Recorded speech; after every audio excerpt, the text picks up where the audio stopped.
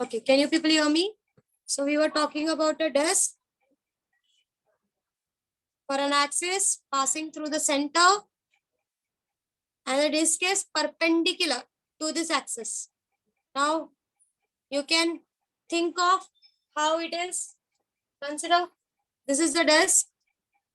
This is somewhat like this, और इसका axis ऐसा जा रहा है, इसके सेंटर से पास होकर बाहर निकल रहा है. सो ये आपका डिस्क का प्लेन है, ये आपका डिस्क है, और इससे जो बाहर की तरफ एक्सिस निकलेगा सेंटर से, वो उसका एक्सिस ऑफ रोटेशन होगा. Are you people clear what I said? समझा कैसा कंसीडर करने वाले हैं? So this is the disc, इस सेंटर से आपका एक्सिस ऑफ रोटेशन क्रॉस हो रहा, और उस एक्सिस ऑफ रोटेशन के क्रॉस ये गोल गोल घूम रहा है. समझ में आ रहा है मैं क्या बोल रही हूँ? समझा एवरीवन? Yes. तो वी सेड कि अब हम क्या करेंगे, पहले हम एक छोटा सा, अगर मैं इस डिस्क को ध्यान से देखूं तो कॉन्सेंट्रिक बहुत सारे रिंग ने मिलकर इस डिस्क को बनाया है, राइट? छोटा डिस्क, फिर छोटा रिंग, फिर उससे छोटा रिंग, फिर उससे छोटा रिंग, फिर एक बड़ा रिंग, बड़ा रिंग, बड़ा रिंग, सारे कॉन्सेंट्रिक होकर एक डिस्क बना रहे हैं. Can you imagine this what I said? समझ में आया मैंने क्या कहा? Yes. सो हम एक रिंग कंसीडर करते हैं, ठीक है, और उस रिंग का जो रेडियस है that we are considering to be small r, पूरे डिस्क का radius we are considering to be capital R, और ये जो थिकनेस है जिस रिंग को हम कंसीडर कर रहे हैं that thickness is of dr.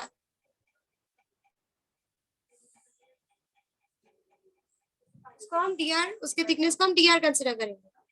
फिर मैंने कहा एरिया ऑफ दिस रिंग, अगर आप एरिया देखो इस रिंग का, सो बेसिकली मैंने आप लोगों को एग्जांपल दिया था कि अगर समझो सिंगल एक लाइन से एरिया कैसा बनता है. For example this is one line, तो ऐसे आप बहुत सारी लाइन एक साथ निकाल लो तो आपको एक प्लेन मिल जाएगा, you will get a plane. So ऐसे बहुत सारी लाइन एक दूसरे से मिलकर आपको एक प्लेन बनाकर दे सकती है. वैसे ही मैंने कहा था अगर इसका एरिया निकालना है, एक minute,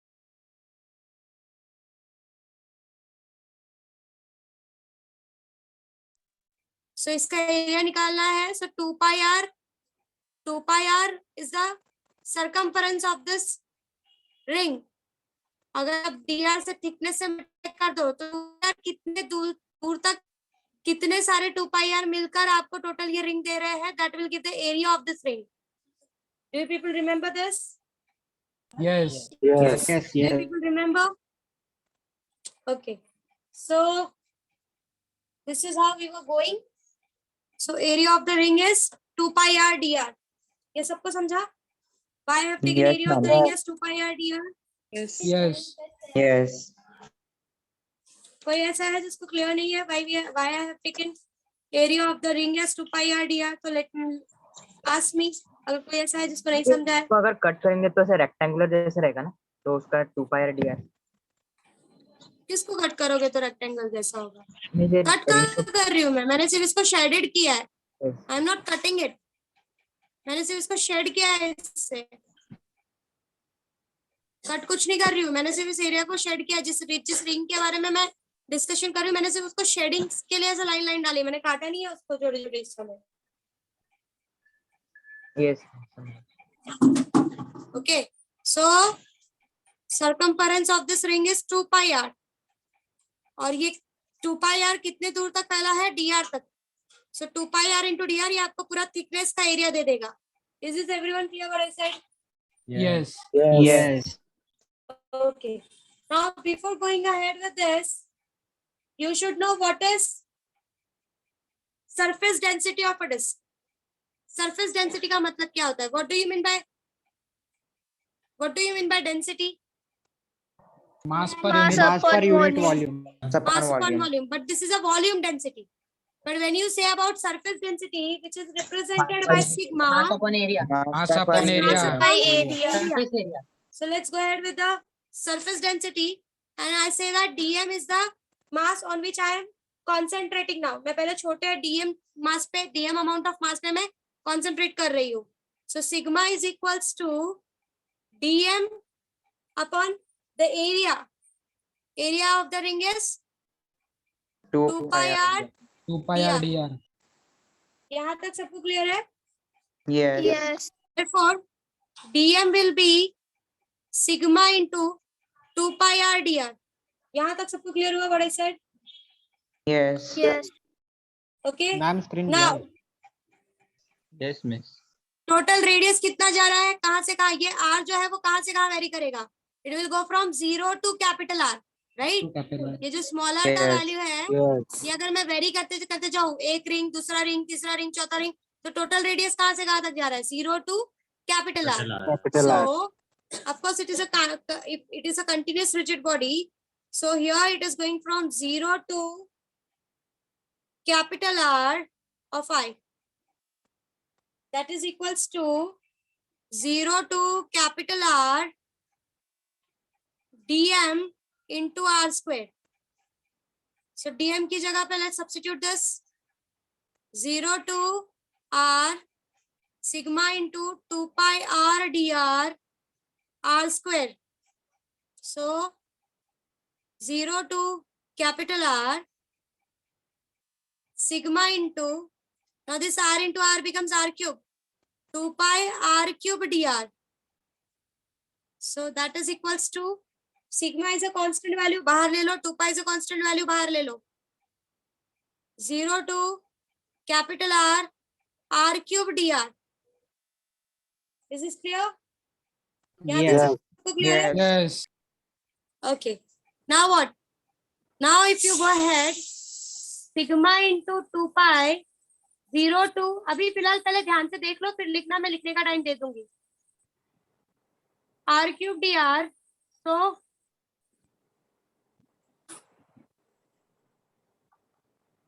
integration of R cube dr. What R will be raised the to 4 integration? by 4. R raised to 4 by 4. R raised to 4 by 4 going from 0 to capital R. Capital R.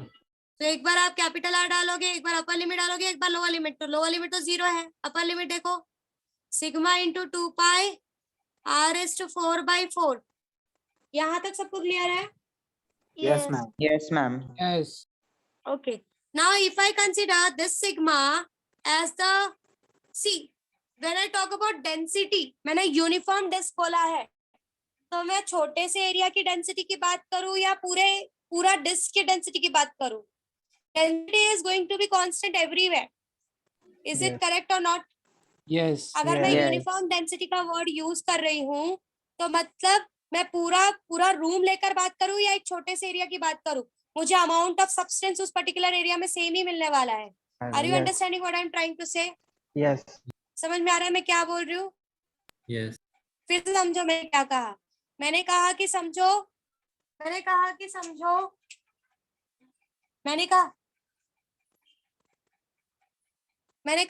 आपको मैंने 1 चम्मच हनी दिया और मैं आपको 1 डब्बा हनी दे रही हूँ, तो क्या 1 चम्मच हनी का डेंसिटी 1 डब्बे हनी के डेंसिटी से अलग हो जाएगा क्या? थिकनेस तो No. वही होगी ना, जो 1 चम्मच डेंसिटी, 1 चम्मच हनी की डेंसिटी होगी, वही डेंसिटी तो आपके पूरे डब्बे की डेंसिटी की होगी ना. Are you understanding what I am trying to से?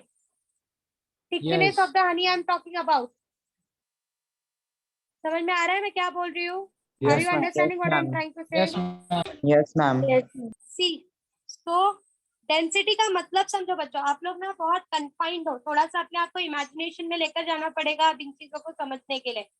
मैंने कहा कि मैं आपको एग्जांपल दे रही हूँ कि मैं आपको बोलती हूँ, आपके सामने मैंने एक ढक्कन से एक चम्मच हनी निकालकर आपके हाथ में पकड़ा दिया और मैंने एक डब्बे का हनी मैंने बाजू में रखा है, तो आप थोड़ी ना पूरे डब्बे के हनी के थिकनेस को देखते हो. आप क्या करते हो, आपको अगर किसी चीज की थिकनेस देखनी है तो आप क्या करते हो, आप एक चम्मच निकालते हो और उसमें निकाल कर देखते हो और बोलते हो हाँ ठीक है ये डब्बा अच्छा है मुझे दे दो. Are you understanding what I am trying to say? तो वो Yes. Thickness Yes. जितनी 1 चम्मच के हनी की होगी वही थिकनेस तो पूरे डब्बे की होगी, मतलब इक्वली डिस्ट्रीब्यूटेड होगा हनी, Yes. वही है ना. Yes. सो इस सिग्मा को मैं टोटल सिग्मा के लिए भी कंसिडर कर सकती हूँ, और total sigma is given by mass upon total area, correct है? Yes. That will be mass upon total area, and total area is simply given by pi r square, IR square. Pi r square. and mass is the total mass, 2 pi r raised to 4 by 4.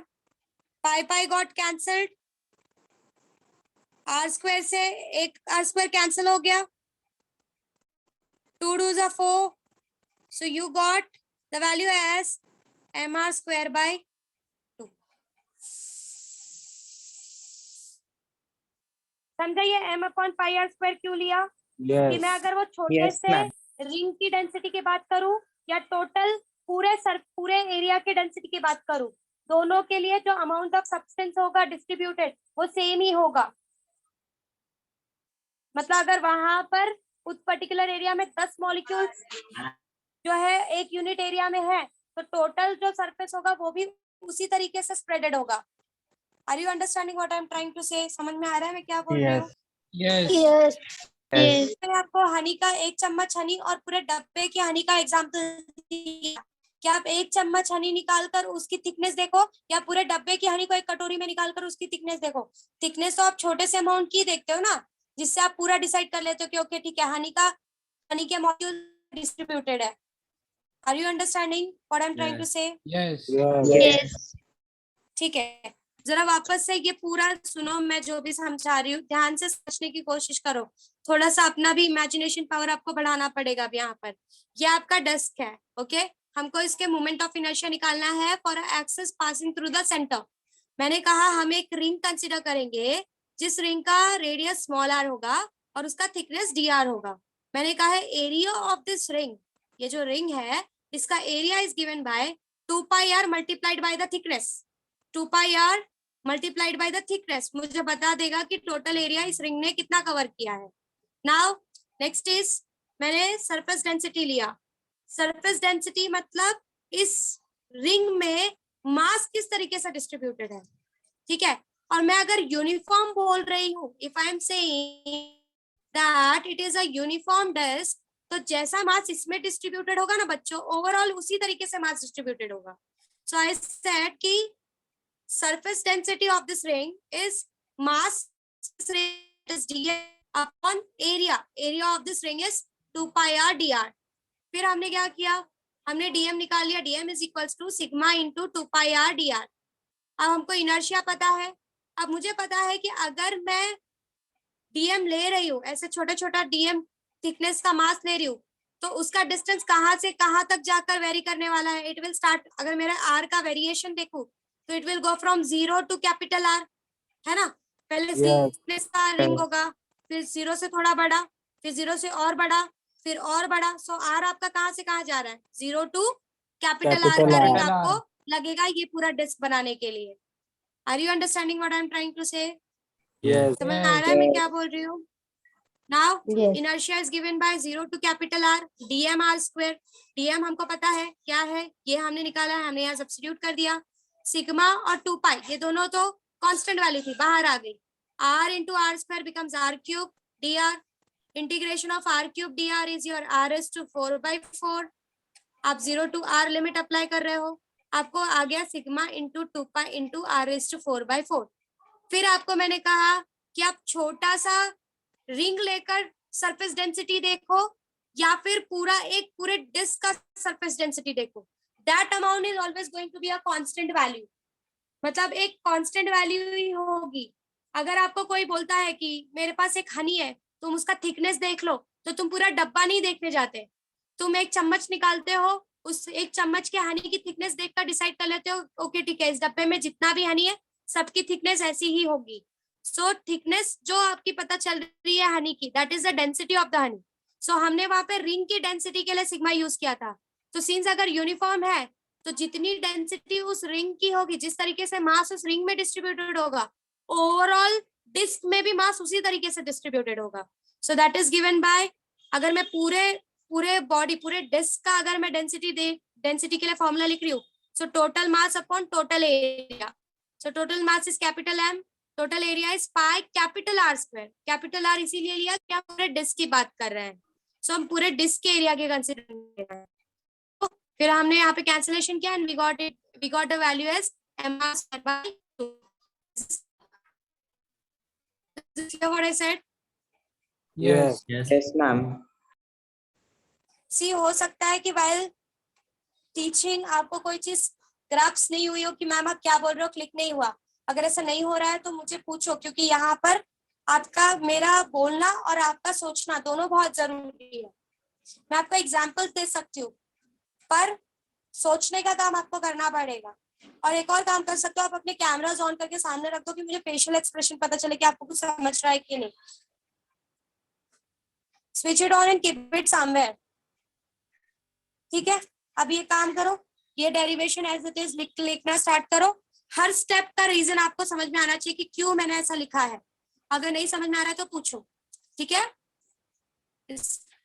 यहाँ पर हमको inertia तो आ गया disc का, for an axis passing through the centre. आप देख सकते हो रिंग के कंपेयर में डिस्क का इनर्शिया कम है। हाफ आ रहा है। Yes. रिंग का it was mr square MR और यहाँ square. पर डिस्क का it is mr square by 2। मतलब अगर आपने ध्यान से सुनो मैं जो बोल रही हूँ, अगर आपको एक रिंग दिया गया और अगर आपको जितना मास का रिंग है उतने ही मास का डिस्क भी है, दोनों के मासेस मैं सेम रखती हूँ, ठीक है। जितने मास का रिंग है उतना ही मास डिस्क का भी है, और आपको पूछा गया कि दोनों का मास सेम होने के बाद भी इनर्शिया किसका ज्यादा होगा। सो योर आंसर इज कि रिंग का Ring. इनर्शिया ज्यादा होगा। Ring.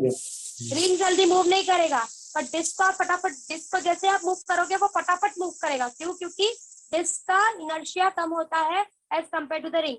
ये मैं आपको वीडियो से भी शो करूंगी कि अगर मैं रिंग और डिस्क दोनों को एक साथ भगाऊं तो आपको ये देखने के लिए मिलेगा कि रिंग का इनर्शिया ज्यादा होने की वजह से वो इतनी जल्दी जल्दी नहीं भाग पाता, इतनी जल्दी जल्दी मोशन नहीं कर पाता एज कम्पेयर टू जितनी जल्दी जल्दी डिस्क मोशन कर लेता है, क्योंकि उसका इनर्शिया रिंग से कम होता है।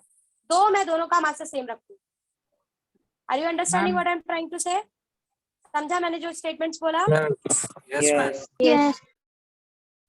समझा? सो ये Ma'am. शो करता है कि मेरा डिस्क और रिंग में अगर दोनों के मास सेम है तो भी मेरे डिस्क का इनर्शिया रिंग के इनर्शिया से आधा होगा, and that is all because of the distributions. ये डिस्ट्रीब्यूशन की वजह से ऐसा हो रहा है, ठीक है। Is this clear what I said? Yes, ma'am. Yes. ठीक है, चलो ये लिख के ले लो, और अगर कोई भी स्टेप में डाउट आता है तो मुझे पूछ लेना, इसके बाद हम आगे जाते हैं। मैम बोल बच्चा। मैम वो फिजिकली बता ना, मतलब ऐसा क्यों होता है? इसका रिंग का इनर्शिया ज्यादा रहता है और डिस्क का कम रहता है। क्योंकि देखो क्या हो रहा है, देखो तेजस, रिंग का ना पूरा का पूरा मास जो है वो आर डिस्टेंस पे ही है, ठीक है ना। यस और यहाँ पर कुछ मासेस एक्सिस से बहुत क्लोज है और कुछ मासेस एक्सिस से बहुत दूर है। सो यहाँ पर डिस्ट्रीब्यूशन वेरी कर रहा है, सम आर वेरी क्लोज, जिससे आर की वैल्यू कम है, आई की वैल्यू भी कम हो जा रही है उस पॉइंट के लिए, और कुछ ऐसे हैं कि जो बहुत ही दूर है तो उसके लिए आई की वैल्यू बढ़ जा रही है। तो अगर आप देखने जाओ तो एट अ डिस्टेंस आर बहुत कम मासेस है जो एट अ डिस्टेंस आर है, बाकी का सबका डिस्टेंस अलग अलग है ना। और यहाँ पर क्या था, यहाँ पर जितना भी मास था सबका ही डिस्टेंस आर था, सभी mr स्क्वायर कंट्रीब्यूट कर रहे हैं। अब ठीक है,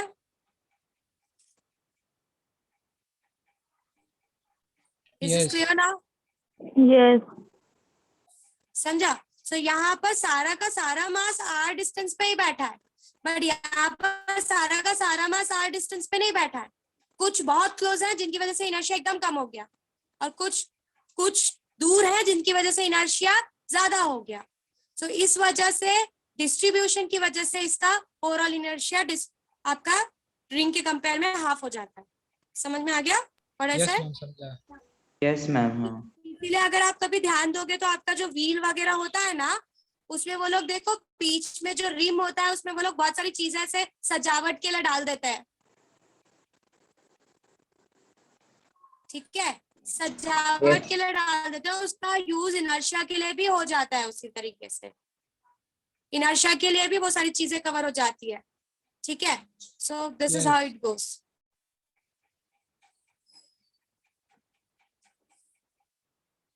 लिख के लो, देखो कुछ डाउट है तो पूछते जाना। अगर कोई भी स्टेप नहीं समझा तो लेट मी नो। जितना पेज में दिख रहा है उतना होने के बाद हो जाए तो मुझे बताओ। शेरॉन समझ में आ रहा है? बाकी लोगों को सब कुछ समझ रहा है? Yes, ब्लर दिख रहा है? Yes. अभी भी ब्लर दिख रहा है? ma'am. Yes. Yes ma'am. समझ में नहीं आ रहा है क्या लिखा है? Know how is it possible?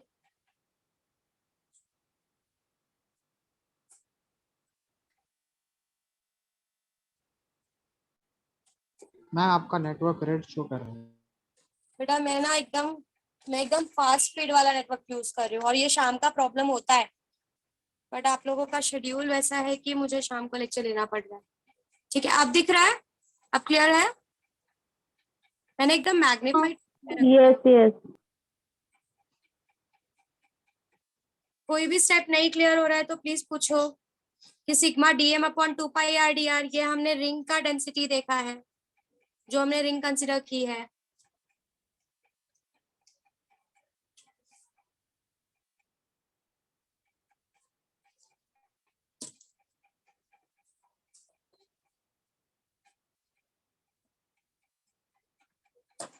जितना पेज में दिख रहा है अगर उतना हो जाए तो लेट मी नो।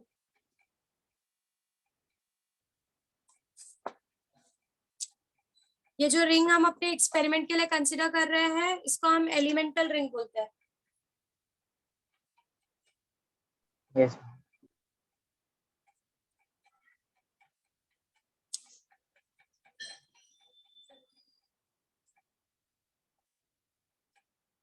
ये 0 to R क्यों लिया, लिमिट समझा सबको? 0 to कैपिटल R क्यों लिया? क्योंकि yes ma'am. Ring will start Yes. From 0 and and at a radius of capital R। आप 0 के रिंग से कॉन्सेंट्रिक सर्कल्स बनाना शुरू करोगे, सबसे पहले छोटा, फिर बड़ा, फिर बड़ा, फिर बड़ा। आप इतना बड़ा रिंग लोगे जिसका रेडियस कैपिटल R तक जाएगा। समझ में आया बड़े से? Yes. मैम बोल बच्चा।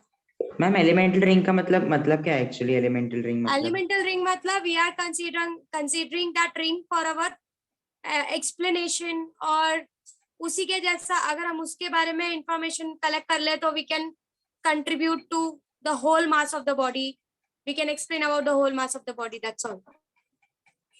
Yes, The ma'am. ring which is imaginary considered- ring consider किया है वो है क्या? क्या हुआ? ये फिर से कंसीडर बोलो। किया था ना वो रिंग डिस्क के ऊपर जो हाँ। रिंग कंसीडर किया था ना वो एलिमेंटरी हाँ। रिंग है क्या? ये this one. Yes ma'am.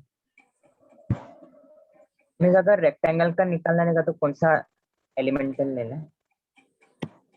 Rectangle का निकालना होगा तो फिर वहां पे सी, अगर वो रेक्टेंगुलर है तो आपका सिर्फ यहाँ पर जो आपने एरिया 2 पाई आर dr लिया है वहां पर एरिया आप 2 पाई आर dr नहीं ले सकते फिर, राइट? फिर आपको वहां पे आपको उसके पेरीमीटर के हिसाब से जाना पड़ेगा। You have to go according to the perimeter of a नहीं उसका रेक्टेंगल। एलिमेंटल स्क्वायर ले सकते हैं ना? एलिमेंटल किसका? रेक्टेंगल का एलिमेंटल स्क्वायर ले सकते हैं? क्यों स्क्वायर कैसे लोगे? जब तुम चारों साइड कंसीडर करोगे तो तुमको लेंथ और ब्रेथ के हिसाब से जाना पड़ेगा ना। Yes how you'll consider a square? Square तो वो होता है जिसके चारों साइड सेम होता है, तब तो आप तो स्ट्रक्चर में ही चेंजेस क्रिएट कर लोगे, है ना? जब आप Yes. फिर आपको वहां पे अगर समझो आपका लेंथ और ब्रेथ अगर 2 और 3 सेंटीमीटर का है, आपको या तो दोनों को 3 लेना पड़ेगा या तो दोनों को 2 लेना पड़ेगा फॉर टेकिंग अ स्क्वायर। वो तो पूरा इंफॉर्मेशन ही अलग हो गया, है कि नहीं? Yes Yes. ये सब लोग लिख रहे हो ना? कोई कुछ बोल नहीं रहा है? पेज में क्या दिख रहा है Yes, क्या ma'am. नहीं दिख रहा है किसी को कोई मतलब नहीं है, दिख रहा है एकदम क्लियर। दिख रहा है। क्योंकि ये सब चैप्टर्स एक्चुअली सामने खड़े होकर पढ़ाने वाले हैं, बट अभी आप लोग को हम लोग एक साथ मिल नहीं सकते। बट स्टिल प्रैक्टिस सेशंस में मैं ये सारे थोड़ा चीजों ऊपर के लो ना। बारे में बोर्ड में डिस्कस करने वाली हूँ। प्रैक्टिस सेशंस में ऑफलाइन में मैं पर्सनली ये चीजों पे डिस्कशन करूंगी कि मैं जो लोग एटलीस्ट मुझे ऑफलाइन मिल रहा है मैं उनको प्रॉपरली ऑन द बोर्ड भी ये चीज समझा सकूं। तो वहां पर कुछ डाउट होगा तो आप वो क्लियर भी कर सकते हो फिर। और जो ऑनलाइन है उनके साथ मैं ऑनलाइन में भी ट्राई करूंगी कि I can interact with you.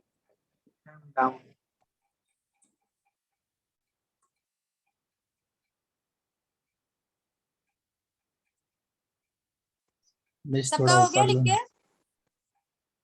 Yes. Yes, ma'am. Yes. ठीक है,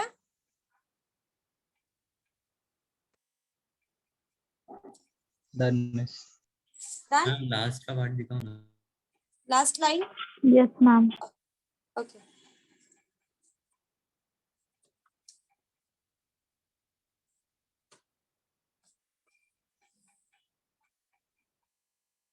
मैम इसके ऊपर का एक स्टेप। इसके ऊपर का स्टेप तुम खुद से सॉल्व करो।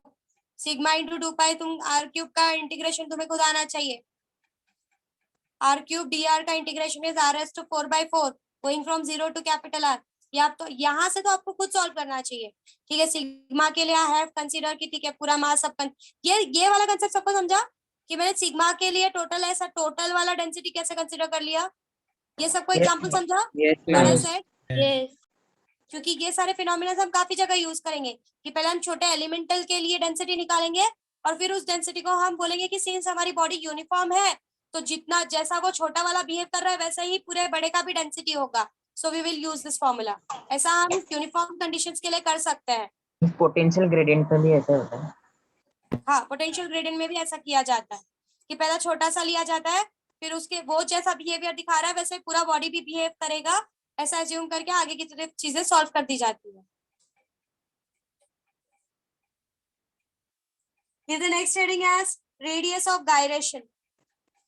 Some people called it as gyration. Some people called it as gyration. आपको जो बुलाना है बुला सकते हो। I called it as radius of gyration. Give the heading as radius of gyration.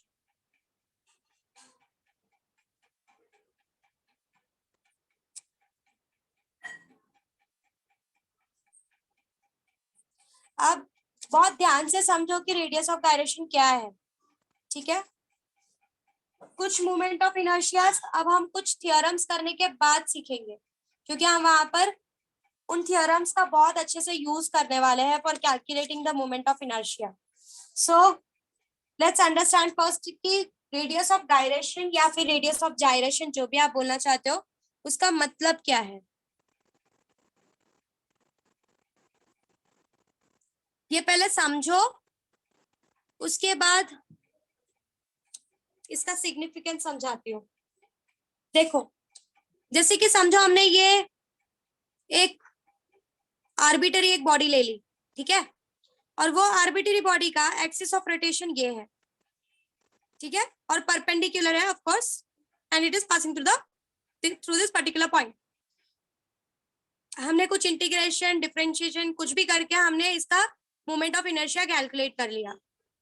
We calculated the moment of inertia of this particular body for an axis passing through the center of this particular body. Now, radius of gyration का मतलब क्या होता है। अब देखो यहाँ पर कैसा है, देखो बच्चों, कुछ मास पास में है, कुछ मास दूर है, कुछ मास बहुत ज्यादा दूर है, फिर हमको वो सारे मासेस को लेकर इंटीग्रेट कर कर हमको वैल्यूज डीएम कंसिडर करके हमको वैल्यूज निकालना पड़ेगा, फिर हमको एक मोमेंट ऑफ इनर्शिया का आंसर आएगा। रेडियस ऑफ गायरेशन क्या होता है कि अगर समझो मैंने ये पूरे मास को उठाकर एक पॉइंट मास बना दिया, प्लीज ध्यान से समझो, मैंने इस पूरे मास को उठाकर एक पॉइंट मास बना दिया, ठीक है, और उस पॉइंट मास को बनाकर मैं एक्सिस से इतनी दूर पर रख रही हूं कि जो मोमेंट ऑफ इनर्शिया मुझे यहां पर मिल रहा था ना बच्चों, वही मोमेंट ऑफ इनर्शिया मुझे उस पॉइंट मास को बनाने के बाद मिलना लग जाए। फिर से समझो मैंने क्या कहा। मैंने कहा कि समझो ये एक आर्बिट्री बॉडी है जिसमें ये मास ऐसे डिस्ट्रीब्यूटेड है, ठीक है, कुछ बहुत क्लोज है, कुछ थोड़ा दूर है, कुछ थोड़ा और दूर है, कुछ थोड़ा और दूर है। हमने किसी तरीके से इसका मोमेंट ऑफ इनर्शिया mi निकाल लिया, ठीक है, मोमेंट ऑफ इनर्शिया निकाल लिया।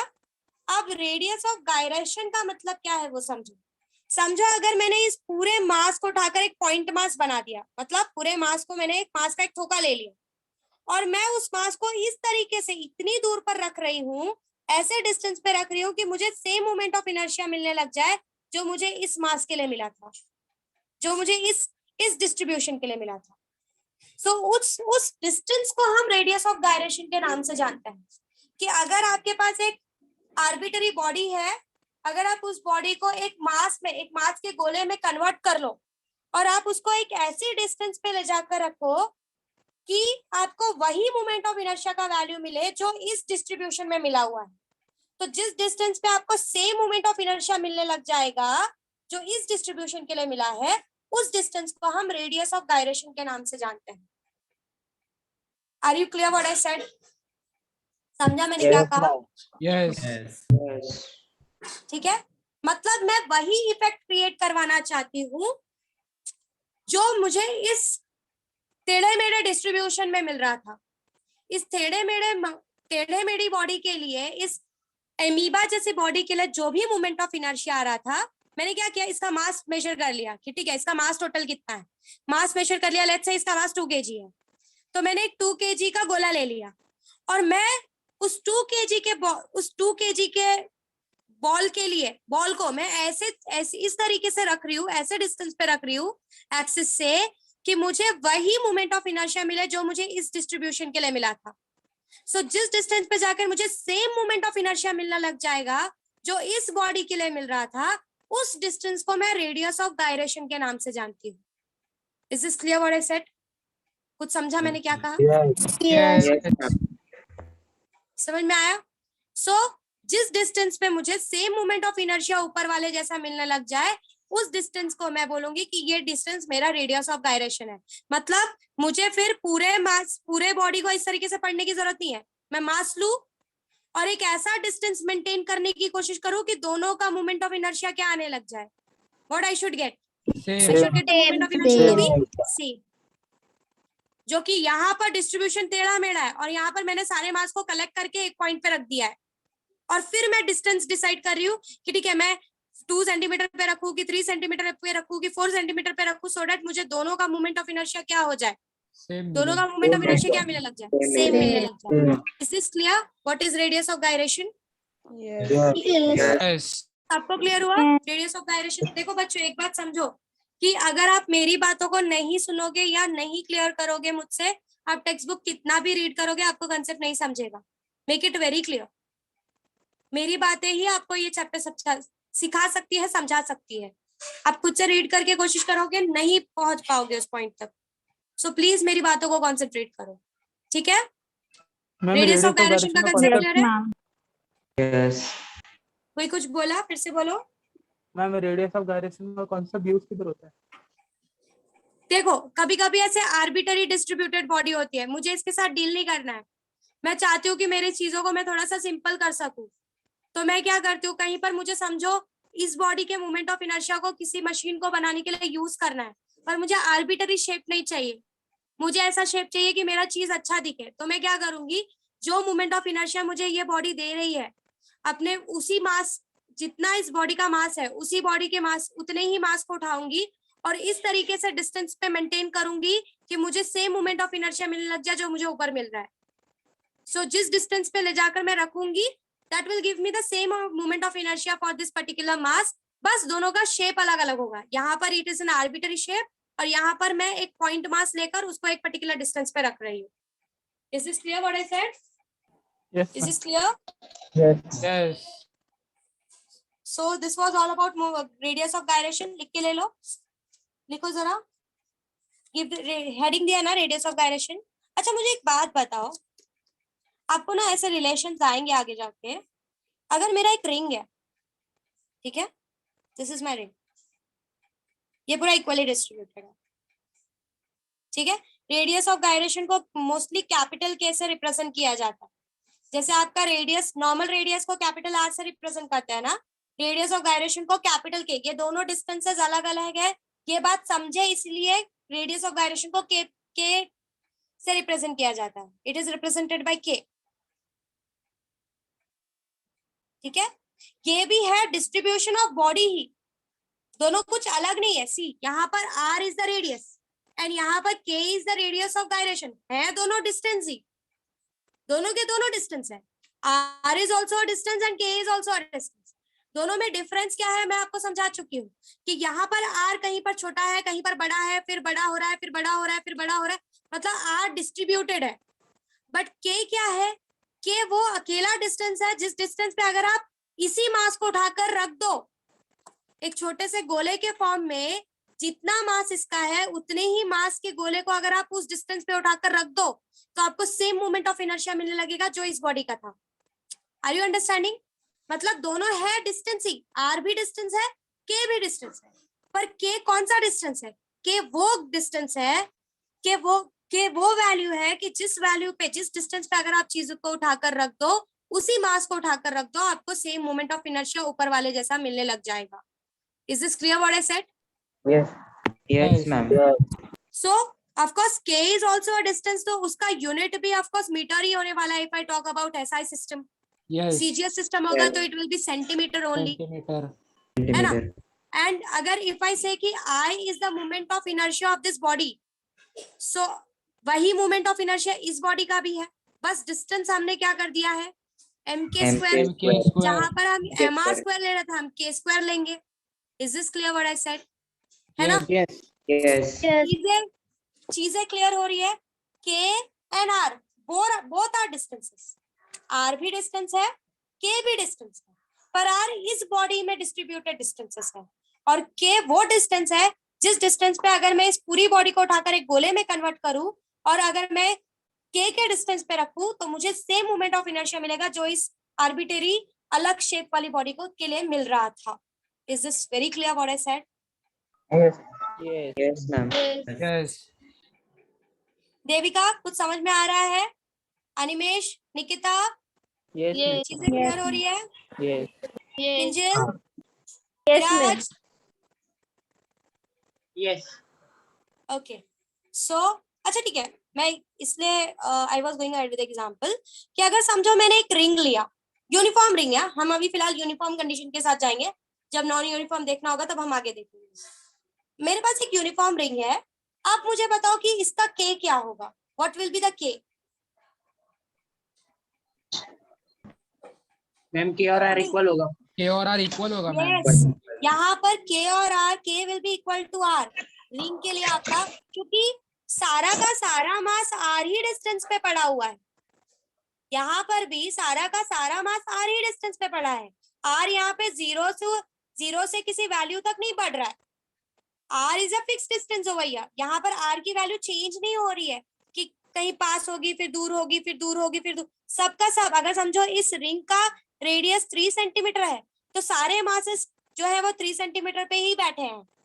और हमारा k तो वही बोलता है कि अगर मैं सारे मास को एक ऐसे डिस्टेंस पे ले जाकर बिठा दूं जिस डिस्टेंस पे मुझे जब मास स्प्रेड हुए थे तब मोमेंट ऑफ इनर्शिया मिल रहा था, उतना ही मोमेंट ऑफ इनर्शिया अगर उस डिस्टेंस पे भी मिलने लग जाए तो उस डिस्टेंस को मैं k के नाम से जान रही. Is this very clear what I said? Yes. Yes. ये सबको समझ में आ रहा है कि मैं क्या बोल रही हूँ? मेरा Yes. मेरा जो इंफॉर्मेशन है वो आप तक पहुंच रहा है? Yes, देखो, ma'am. Yes. ये आप समझो, ये आपका व्हीट है, दैट इज गेहूं. ये आपका ऐसा गेहूं स्प्रेडेड है, ठीक है, और मैंने इस स्प्रेडेड गेहूं का मोमेंट ऑफ इनर्शिया निकाल लिया. कुछ गेहूं पास है, कुछ गेहूं दूर है, राइट. इसका एक मोमेंट ऑफ इनर्शिया आ गया, बोलो I. अब मैंने क्या किया, ये सारे गेहूं ऐसे हाथ पे कलेक्ट किए और मैं क्या चाहती हूँ कि कितना मोमेंट ऑफ इनर्शिया है, how much should be the moment of inertia. मैं सारे गेहूं को ऐसे मैंने मुट्ठी में लिया और उन सारे गेहूं को मैं एक साथ किसी एक ऐसे डिस्टेंस पे रखना चाहती हूँ कि मुझे सेम मोमेंट ऑफ इनर्शिया मिले जो मुझे ऊपर इस तरीके से बिखरा हुआ था तब मिल रहा था. सो जिस डिस्टेंस पे मैं उस गेहूं, इस मुट्ठी के गेहूं को ले जाकर रखूंगी कि सो दैट जो बिखरे हुए में मोमेंट ऑफ इनर्शिया आ रहा था वही इनर्शिया मुझे आ जाए, तो उस डिस्टेंस को मैं k के नाम से जानती हूँ.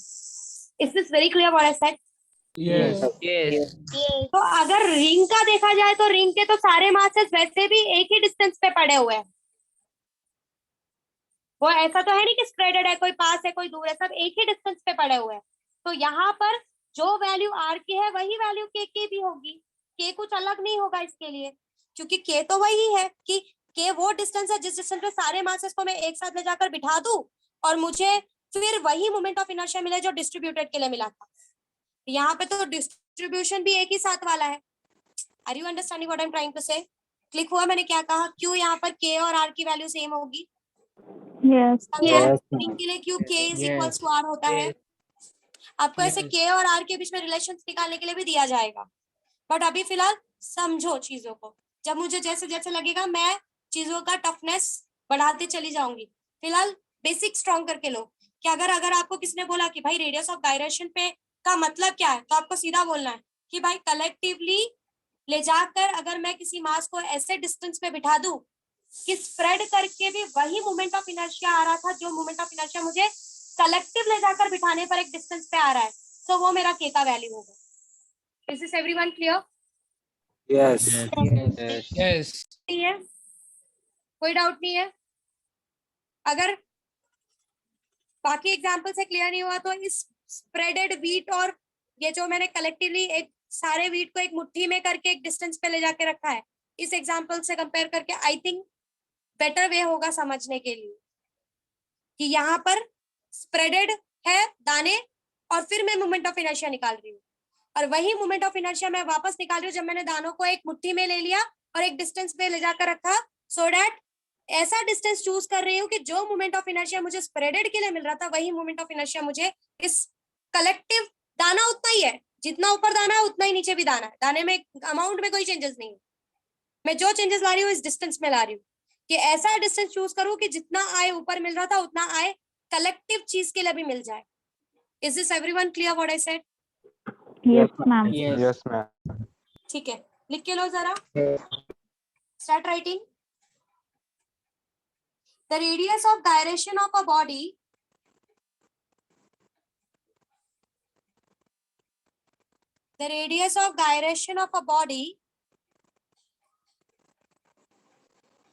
is defined as distance between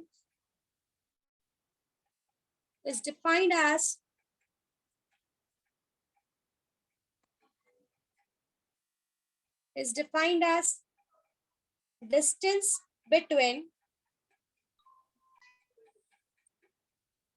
the axis of rotation is defined as the distance between the axis of rotation and the point at which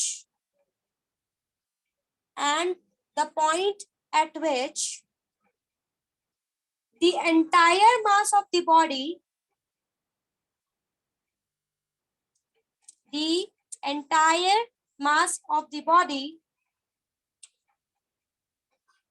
is supposed to be concentrated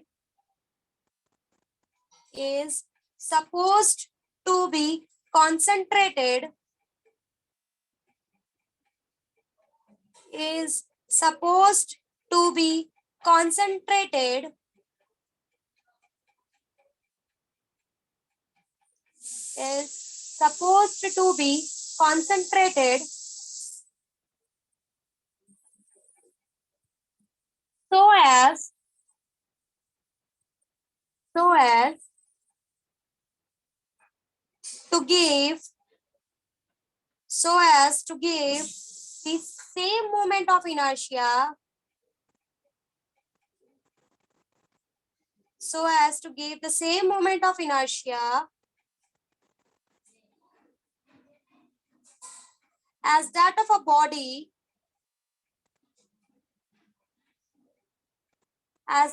body about the given axis.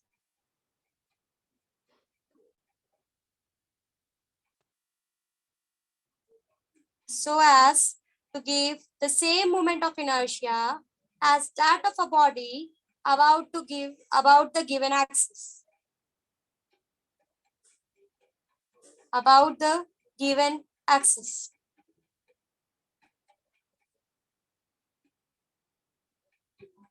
ठीक है, यहाँ पे लिखो Yes. I is equals to, अगर body distributed है तो हमने I देखा है कैसे लिखा है, MI/RI square, I going from 1 to n, right? ये पूरा मास स्प्रेडेड है। अब मैं पूरे के पूरे मास को एक k डिस्टेंस पे लाकर सेम मोमेंट ऑफ इनर्शिया लाना चाहती हूँ, so this will be mk square, मतलब पूरा का पूरा मास k डिस्टेंस पे रखूंगी तो मुझे वही मोमेंट ऑफ इनर्शिया मिलेगा जो डिस्ट्रीब्यूटेड मास के लिए मिल रहा था। Is this very much clear? Yes. Therefore, k is equals to under root of I by m. K is equals to under root of I by m.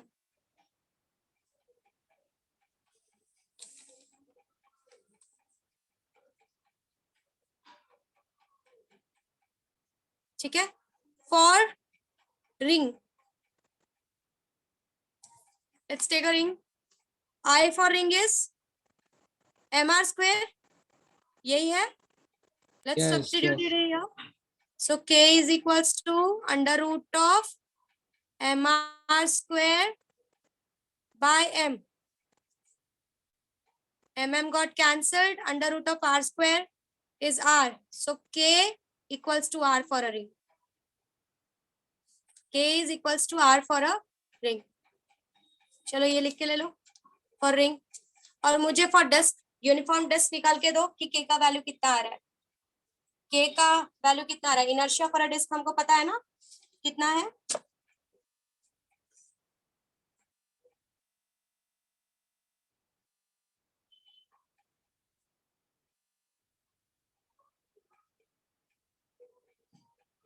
R by root 2. R by root 2. R by root 2. Yes, it is r by root 2. So for disk IR तो हमको disc ID तो हमको पता है कि it is mr square by 2. डाल दो. k equals to under root of mr square by 2 into m got cancelled. So k is r by root 2. मतलब आप अगर आपके पास एक डिस्क है और अगर आप वो डिस्क का लेट्स से वो डिस्क का रेडियस लेट्स से 2 है. सो 2 बाई रूट 2 के डिस्टेंस पे अगर आप सारे मास को ले जाकर रख दो तो जितना मोमेंट ऑफ इनर्शिया आपका उस डिस्क का है उतना ही मोमेंट ऑफ इनर्शिया आपका उस पर्टिकुलर सिस्टम का भी आ जाएगा. Are you understanding what I said? Yes. Yes. Yes. ठीक है. सो इस तरीके से अगर आपको इनर्शिया पता होगा तो आपको वो के निकालने के लिए भी बोल सकते हैं कि कैलकुलेट द के, calculate the radius of gyration of this body. तो अगर आपको मोमेंट ऑफ इनर्शिया पता होगा तो आप के निकाल सकते हो कि कौन सा ऐसा के डिस्टेंस है जिसपे आप अगर पूरी बॉडी के मास को कॉन्सेंट्रेट करवा दो तो आपको वही मोमेंट ऑफ इनर्शिया मिलेगा जो ऊपर स्प्रेडेड मास के लिए मिल रहा था. Is this everyone clear what I said? Yes. ठीक है. लिख लो. SI unit of radius of gyration is metre and CGS unit is centimetre. SI unit of radius of gyration is meter and CGS unit is centimeter.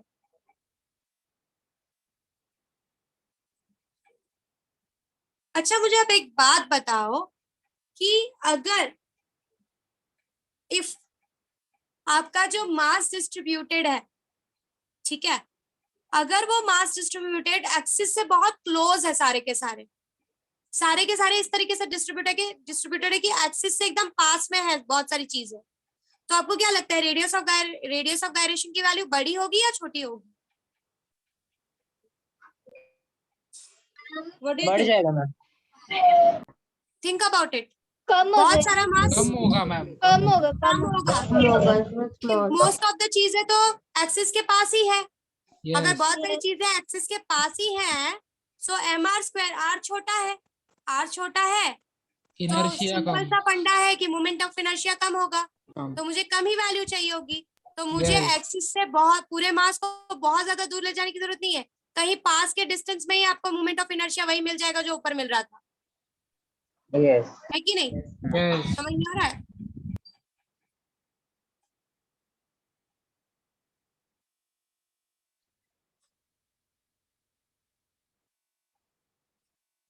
ठीक है, आगे बढ़े. Can we go ahead? Yes. Yes. चलो. Yes. So let's okay. So next is a proof. हम next lecture में 2 proofs करने वाले हैं which are very important for your boats as well as for your moment of inertia calculation point of view. That is your parallel theorem and perpendicular theorem of rotation.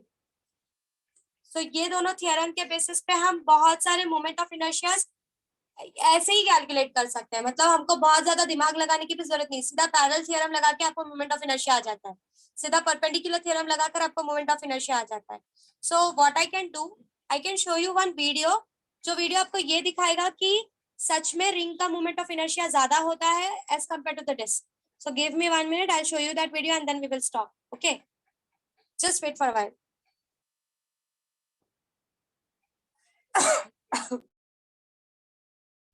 Pratibha ma'am आप हो यहाँ पे?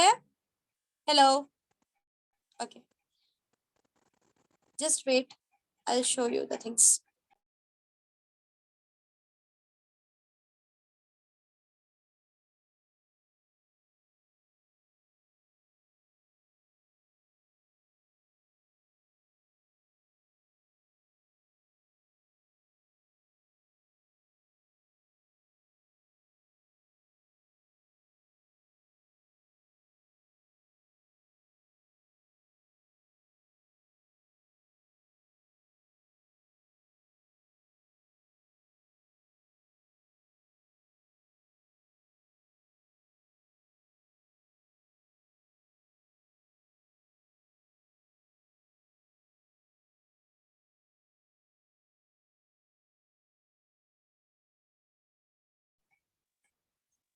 So I'm showing you that video from where you can see that कि disk का moment of inertia as compared to the ring is less. In this video, he's going to have a rolling motion for your disk and a ring, and you'll observe कि देखो कौन सा material ऐसा है जो पहले नीचे आ जाता है, मतलब फटाफट मोशन करता है. सी इनर्शिया जिसका ज्यादा होगा वो फटाफट मोशन नहीं कर पाएगा, क्योंकि इनर्शिया का मतलब ही होता है अपने स्टेट को जल्दी जल्दी चेंज ना होने देना. So just look at the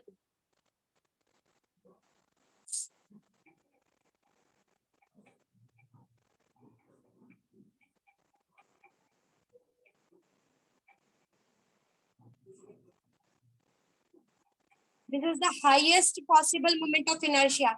आप कोई भी ऑब्जेक्ट ले लो, सबसे ज्यादा मोमेंट ऑफ इनर्शिया रिंग का ही पाया जाता है. Now this is this.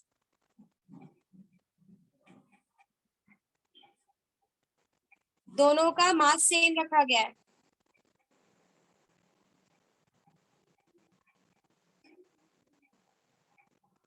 Radius same रखा गया है, मास सेम रखा गया है, सब कुछ सेम है. फिर भी देखो डिस्ट्रीब्यूशन की वजह से मोमेंट ऑफ इनर्शिया में कितना डिस्टर्बेंस आता है.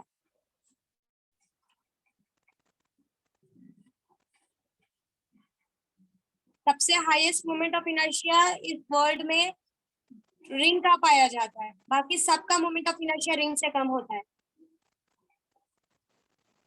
स्फीयर का मोमेंट ऑफ इनर्शिया 2/5 mr² होता है, जिसको हम बाद में प्रूव करेंगे, which will prove later.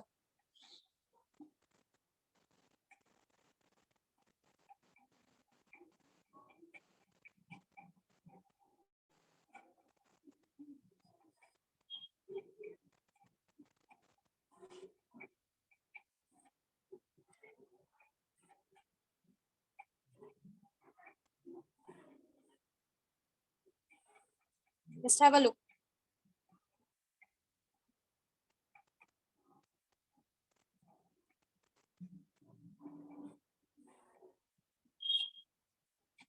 Radius same रखा गया है, दोनों के मासेस सेम रखे गए हैं, फिर भी डिस्ट्रीब्यूशन की वजह से आप मोमेंट ऑफ इनर्शिया का डिफरेंस देख सकते हो.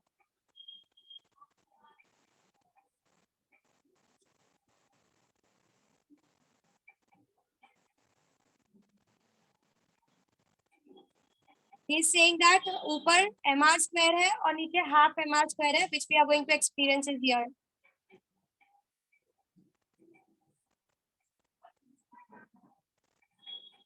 ये जल्दी अपने आप को चेंज नहीं करेगा, जल्दी जल्दी नहीं भागेगा as compared to the disc. देखो, can you have the look? कौन पहले बाहर आया? Yes. Yes. Yes. ऑब्जर्व किया? सी रेडियस भी सेम रखा था, जितना बड़ा आपका रिंग था उतना ही बड़ा डिस्क भी था, जितना आपका रिंग का मास था उतना ही डिस्क का मास भी रखा गया. But just because of the distribution, जो डिस्क था वो फटाफट, उसकी इनर्शिया कम होने की वजह से उसने अपना स्टेट फटाफट चेंज किया, और जो रिंग था उसकी इनर्शिया ज्यादा थी, इस वजह से उसने अपने आप को फटाफट रोलिंग मोशन में कन्वर्ट नहीं कर पाया और पीछे से नीचे की तरफ आया. Is this very much clear what I said? सबको Yes, समझाइए? ma'am. Yes. Yes. So this is what I wanted to share with you people, कि ये जो सारी चीजें आप पढ़ रहे हो, ऐसा नहीं है कि it's theoretical, it is practically observed things. ऐसा नहीं है कि अभी का अभी या हम just theoretically इसको प्रूव कर रहे हैं. This is very true कि अगर आप रिंग, डिस्क, स्फीयर, ये तीनों में से अगर आप कंसिडर करोगे, हमको ऐसा लगता है कि अरे रिंग तो खोखला है पूरा, बट रिंग की डिस्ट्रीब्यूशन की वजह से सबसे ज्यादा मोमेंट ऑफ इनर्शिया रिंग का ही पाया जाता है. डिस्क, स्फीयर दोनों का डिस्ट्रीब्यूशन की वजह से मोमेंट ऑफ इनर्शिया कम हो जाता है. स्फीयर का moment of inertia passing through the centre is 2/5 mr², जिसको हम आगे जाके प्रूव करेंगे. We are going to prove it. हम ये स्फीयर वाला भी प्रूव करेंगे बाय यूजिंग इंटीग्रेशन.